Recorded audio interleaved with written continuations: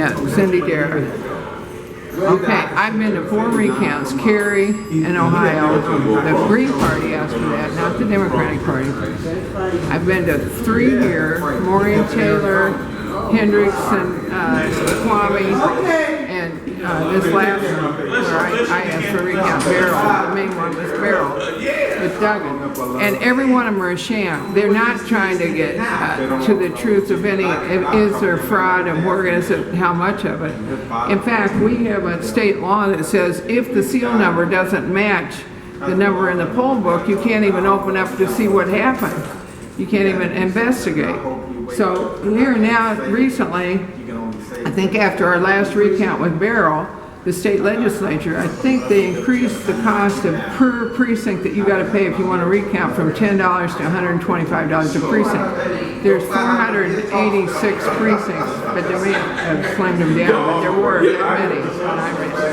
And so that's a lot of money. So when they take these little printout tapes, this is what they wrote in there specifically, that they're not going to run a copy to put up on the board where we can see them the night of the election. We're still going to have to wait 2 or 3 weeks for their official, unofficial results, and we'll never see those tapes that are initial with the card number and so forth on it, or the initials, because they're in a sealed envelope, unless you ask for a recount and then you pay for it. And so that's not going to encourage people to either want to be a candidate or to pay for a recount or to even vote.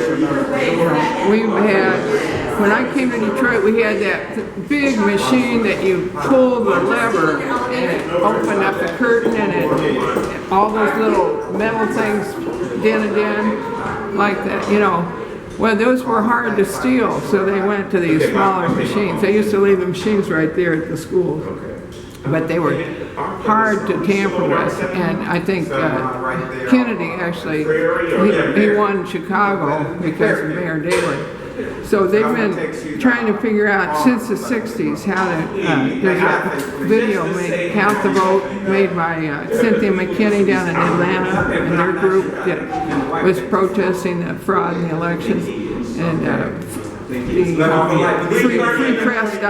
freepress.org, the guy from Columbus, Ohio. Anyway, there's a specifically, they're not trying to get at the fraud. Neither party wants to admit that they're stolen elections because they're part of the fraud themselves, both parties.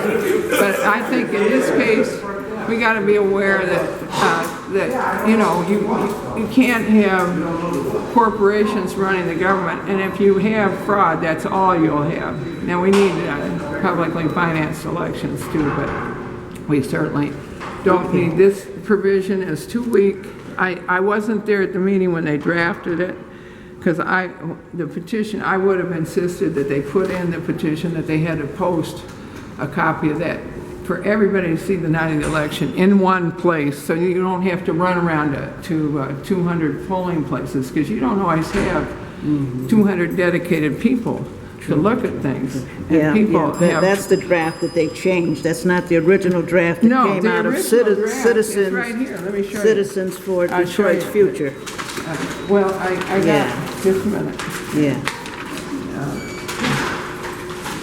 Here's the original draft right here. Right. This was a letter July 6th or something. But here's basically, these are what was on our petition. Yes. And so it says, it doesn't ever say that they're going to put them in a sealed envelope so that we never look at them again. Right, that's something that they added. They added that, it appears which to be that's the something typical procedure. Right, but right. What that's I something said, pass a separate ordinance that they've got to run one off and post it. Yeah. And have okay, that. I got to wrap this up now. They could do that. Yeah. They could do that. You know. Well, thank you for your time. Okay. Yeah. Thank well, you.